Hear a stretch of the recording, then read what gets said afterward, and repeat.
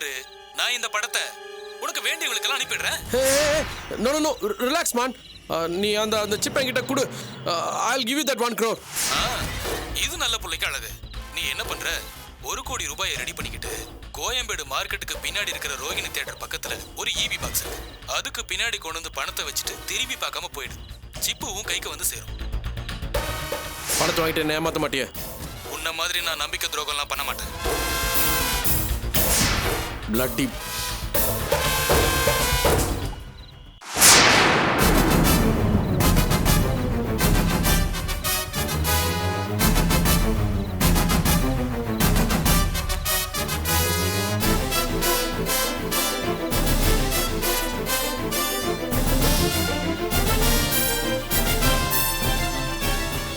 இந்த நேரத்துல யார் போன்ல?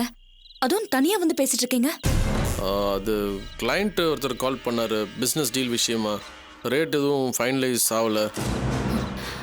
அத ஏன் இப்படி தனியா வந்து பேசிட்டு இருக்கீங்க? Nothing, you are sleeping. அதான் டிஸ்டர்ப் பண்ணக்கூடாதுன்னு மேலே வந்துட்டேன். சரி, அதுக்கே நர்வஸா இருக்கீங்க? I'm not nervous. இது பிஸ்னஸ்ல அதான் ஒரே டென்ஷன். ஆஃபீஸ் நான் கன்சீவா இருக்கிறதுனால என்னால ஆஃபீஸ்க்கு வந்து உங்களுக்கு ஹெல்ப் பண்ண முடியல. பாவம், ஒரே ஆளா நீங்க எவ்வளவுதான் சமாளிப்பீங்க? சரி வாங்க. யா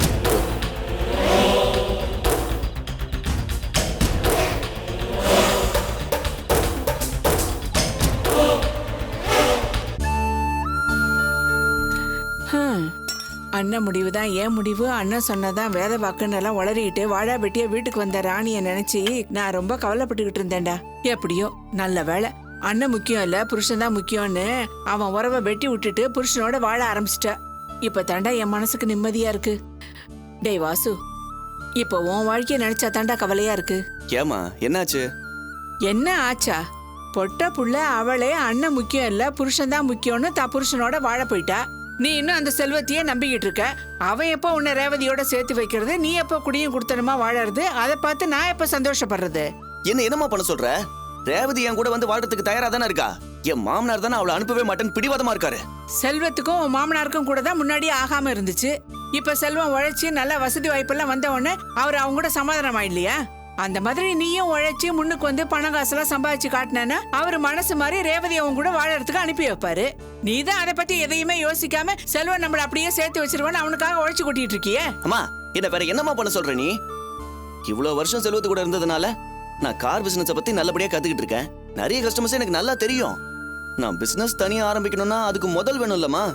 முதல் மட்டும் இருந்தா நானும் ஒரு கார் கம்பெனி ஆரம்பிச்சு செல்வத்தை விட பல மடங்கு வளர்ந்து காட்டுவேன். என் மாமனார் என் வளர்ச்சி எல்லாம் பார்த்துட்டு பொண்ணோட சேர்த்து சொத்தையும் என் பேர்ல எழுதி வைப்பாரு. ஆனா முதலீடு இல்லையே, என்ன பண்றது? அம்மா, எனக்கு ஒரு யோசனை. என்னடா? இந்த வீடு உன் பேர்ல தானே இருக்கு. அதை வித்து பணமா கொடு. அதை வச்சு நான் தொழில் தொடங்கி பெரிய ஆளா வந்து காட்டுறேன். ரேவதியோடையும் வாழ்ந்து காட்டுறேமா. வாடா, அங்க சுத்தி இங்க சுத்தி கடைசியில இந்த வீட்டு மேலேயே கண்ணா இருக்க. நானே படாத பாடுபட்டு அந்த செல்வத்தை ஏமாத்தி இந்த வீட்டை வாங்கி வச்சிருக்கேன். இதை வித்து உன் கையில கொடுத்துட்டு நானும் உன் அப்பனும் தெருவில் நிக்கிறதா? அம்மா, முன்னுக்கு வான அட்வைஸ் மட்டும் பண்ணா போதாது. அதுக்கு உதவி செய்யணும், செய்யற மனசும் வேணும். அப்பதான் என்னால முன்னுக்கு வர முடியும். நான் என்ன வீட்டை வித்து ஊதார்த்தனமா செலவு பண்ணவா பணம் கேட்கறேன் உங்ககிட்ட? தொழில் கத்துக்கிட்டேன். தனியா தொழில் பண்ணணும்னா அதுக்கு முதல் வேணாமா? வெறுங்கையிலேயே முழப்பட முடியும். பையன் முன்னுக்கு வரணும், நல்லா வாழணுங்கிற எண்ணம் உண்மையிலேயே உனக்கு இருந்தா நான் கேட்கறத செய். இல்ல இனிமே இந்த புத்தி சொல்ற வேலையெல்லாம் என்கிட்ட வச்சுக்காத, தெரியுதா? சாப்பாடு மேல கோச்சுக்காத, சாப்பிட்டு போடா.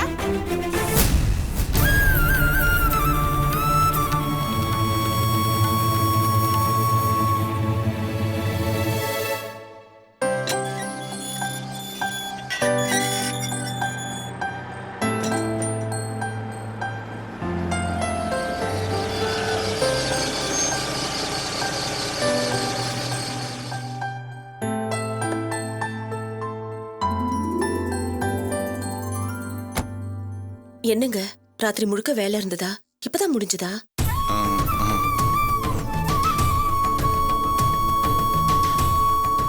ராத்திரி முழுக்க நீங்க தூங்காம இருந்ததுனால உங்க முகமே எப்படி மாறி போச்சு பாத்தீங்களா?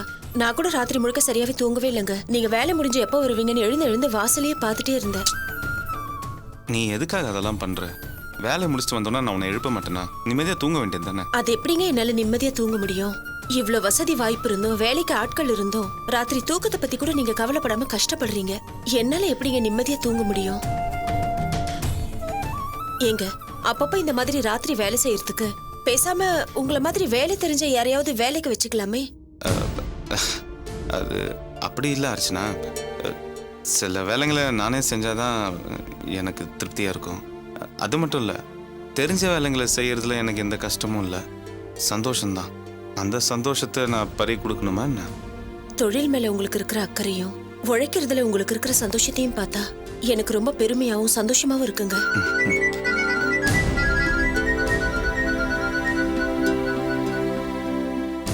சொல்லு நந்தினி. செல்வம், நீ வீட்டுக்கு போயிட்டியா? இன்னும் ஷெட்ல தான் இருக்கியா?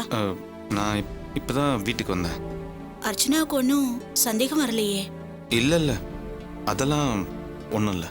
இங்க பாரு செல்வம், இதுவே கடைசி தடவையா இருக்கட்டும். இனிமே இப்படி பண்ணாத, சரியா? சரி நந்தினி. போனை கொடுங்க, நான் நந்தினி கிட்ட பேசணும். இதோ ஒரு நிமிஷம், அர்ச்சனா பேசணுமா? நந்தினி, சொல்லுங்க அர்ச்சனா. நைட்டு ஒர்க் இருக்கு, வீட்டுக்கு வரமாட்டாருன்னு ஃபோன் பண்ணி சொன்னது மட்டும் இல்லாம காலையில கரெக்டா வீட்டுக்கு வந்து சேர்ந்துட்டாரான்னு ஃபோன் பண்ணி கேக்குறீங்களே, உங்களை எப்படி பாராட்டுறதுன்னு எனக்கு தெரியல. என்ன அர்ச்சனா, இதுக்கெல்லாம் எதுக்கு எனக்கு பாராட்டு? இல்ல நந்தினி, அவர் சின்ன வயசுல இருந்தே கஷ்டப்பட்டவரு. ராத்திரி பகல்னு தூக்கம் இல்லாம வேலை செய்யறது அவருக்கு ஒன்னும் புதுசு இல்ல. ஆனா நல்ல வசதியா வாழ்ந்த பொண்ணு நீங்க. அவரோட ராத்திரி தூக்கம் இல்லாம அவருக்கு உதவியா இருந்திருக்கீங்களே, அதை நினைச்சா எனக்கு ரொம்ப பெருமையா இருக்கு. ராத்திரி பகல்னு உழைக்கிறவங்களுக்கு பணத்தை விட பாராட்டு தான் அதிக சந்தோஷத்தை கொடுக்கும். உங்களை சந்தோஷப்படுத்த நான் பாராட்டி தான் ஆகணும். இருந்தாலும் இது ரொம்ப அதிகம். அதெல்லாம் ஒண்ணும் இல்ல. சரி நந்தினி, அப்ப நான் வச்சிட்டுமா? சரி அர்ச்சனா.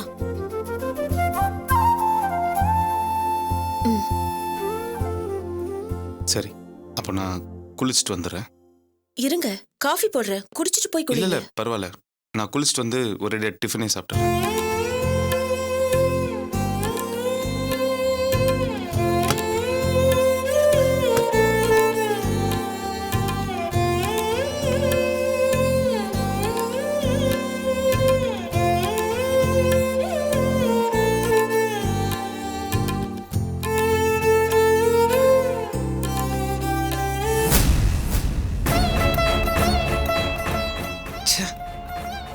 அர்ச்சனா உன் மேல எவ்வளவு நம்பிக்கை வச்சிருக்கான், அவளை போய் இப்படி ஏமாத்துறியடா?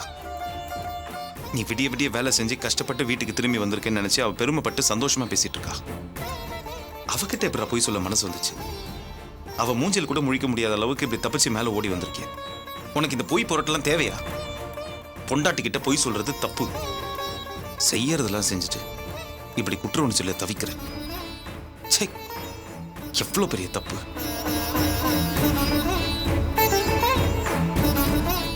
என்ன தப்பு? ஏன் சந்தோஷத்துக்காக சின்னதா ஒரு பொய், யாருக்கும் எந்த கெடுதலும் இல்லாத ஒரு பொய். நான் சொன்ன அந்த பொய்யால அர்ச்சனா மனசு எவ்வளவு சந்தோஷப்பட்டுச்சு. அதனால நீ ஒன்றும் குற்ற உணர்ச்சியெல்லாம் தவிக்க வேண்டிய அவசியம் இல்லை. ஆமா, யார் குடியும் கெடுக்கல, யார் வயிற்றுலையும் அடிக்கல. ஏன் கவலையை மறக்க நான் குடிச்சேன். அர்ச்சனா சந்தோஷப்படணுங்கிறதுக்காக சின்னதா ஒரு பொய் சொன்னேன். இதெல்லாம் ஒன்றும் பெரிய தப்பு கிடையாதுடா செல்வா, எந்த தப்பும் கிடையாது. நீ வழக்கம் போல இரு. போய் குளிச்சுட்டு ஃப்ரெஷ்ஷா வா. சார், பிரியாவை இரும்பு ராடால அடிச்சதை அவன் ஷூட் பண்ணிருக்கான்னா, அப்ப பிரியாவை துரத்துனதுல ஆரம்பிச்சு கொலை செஞ்சு பாடியை டிஸ்போஸ் பண்ற வரைக்கும் அவன் கண்டிப்பா படம் முடிச்சிருக்கணும் சார்.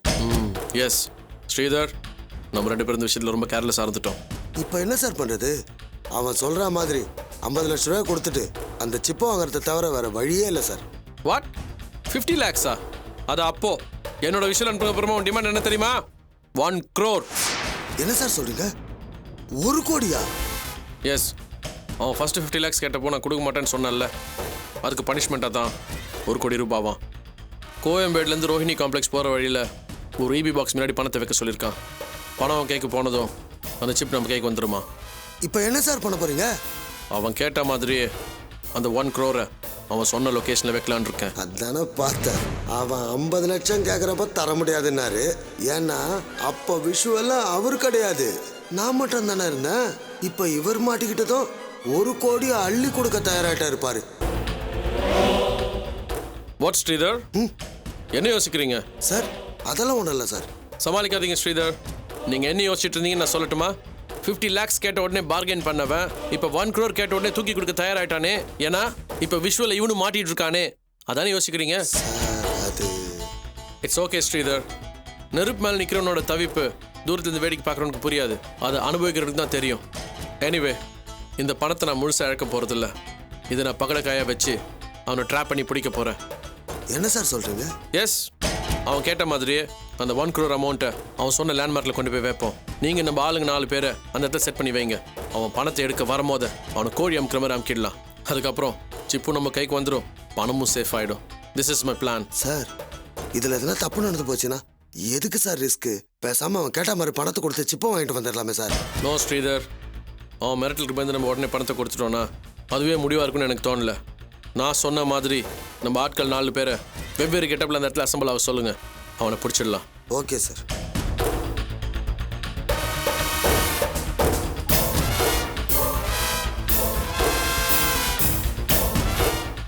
ஹலோ காசி, நான் சொல்றதை கவனமாக கேட்டுக்க. எந்த ஸ்பாட்டு நான் நாளைக்கு சொல்றேன். நம்ம பசங்களெல்லாம் மட்டும் ரெடி பண்ணுங்க. என்ன விஷயம்ன்றது நான் சொல்றேன்.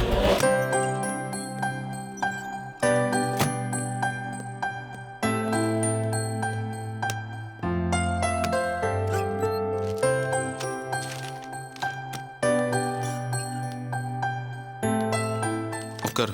Good morning. என்ன இன்னைக்கு பேங்க்ல எந்த வேலையும் இல்லையா? இல்ல, நாளைக்கு தான் போகணும்.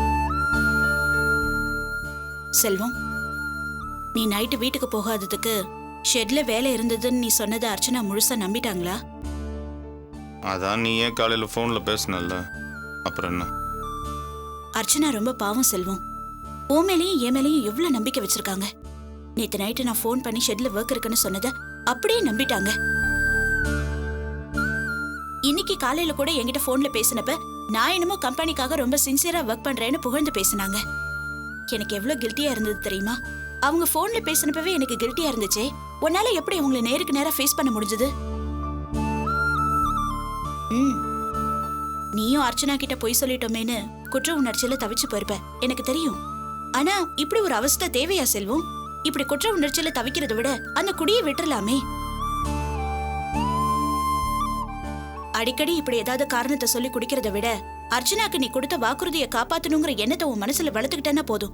இந்த குடியை ஈஸியா விட்டுறலாம் செல்வம்.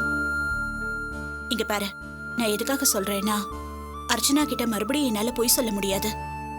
நம்ம மேல நம்பிக்கை வச்சிருக்கிறவங்களுக்கு துரோகம் பண்றோமேன்னு அடிக்கடி என்னால குற்ற உணர்ச்சியில தவிக்க முடியாது செல்வம். நல்ல வேளை அப்பா மாத்திரை போட்டு 8 மணிக்கெல்லாம் தூங்கிட்டாரு. அதனால நான் லேட்டா வீட்டுக்கு போனதே அவருக்கு தெரியாது. இல்லனா அவர்கிட்ட வேற ஏதாவது போய் சொல்லி அந்த அவஸ்தையை வேற நான் அனுபவிக்க வேண்டியதா இருந்திருக்கும். ஏன் அப்பா ஏன் 8 மணிக்கே மாத்திரை போட்டு தூங்குறாரு? அவருக்கு என்னாச்சு? என்னாச்சு? வயசாயிடுச்சு.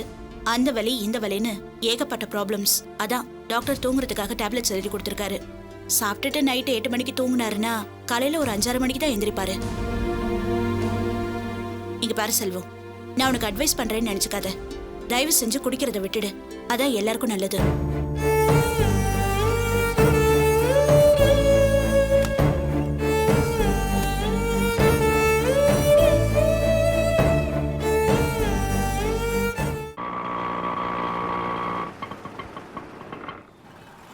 ₹500 சில்லறை இருக்கா? ₹500 சில்லறை இல்லைங்க.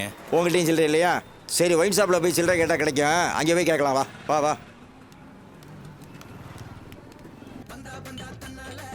ஏப்பா தம்பி, கோச்சுக்காமல் ஒரு ₹500 சில்லறை கொடுப்பா.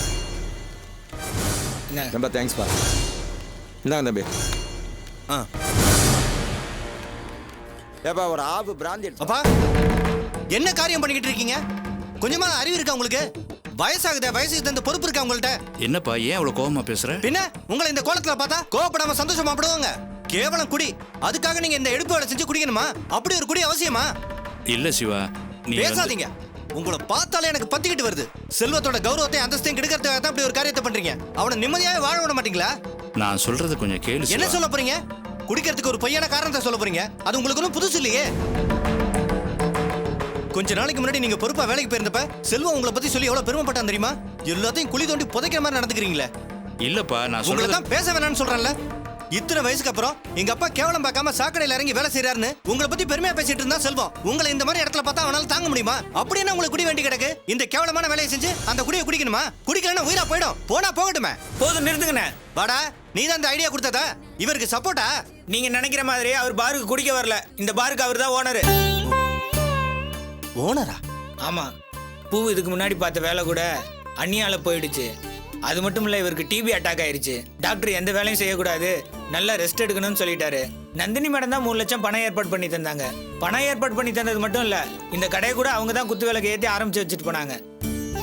இப்ப கூட பாருங்க, முதலாளி மாதிரி இவர் அந்த சேர்ல உட்காராம தொழிலாளி மாதிரி ஓடி ஆடி வேலை செஞ்சுட்டு இருக்காரு. இது தெரியாம பூவை தப்பா பேசிட்டீங்களே. அப்பா, புலி சொல்றதெல்லாம் உண்மையாப்பா? ஆமா சிவா, எல்லாம் உண்மைதான். இதுதான் நான் சொல்ல வந்தேன். நீ தான் என்னை பேசவே விடலையே. என்னை மன்னிச்சிருங்கப்பா.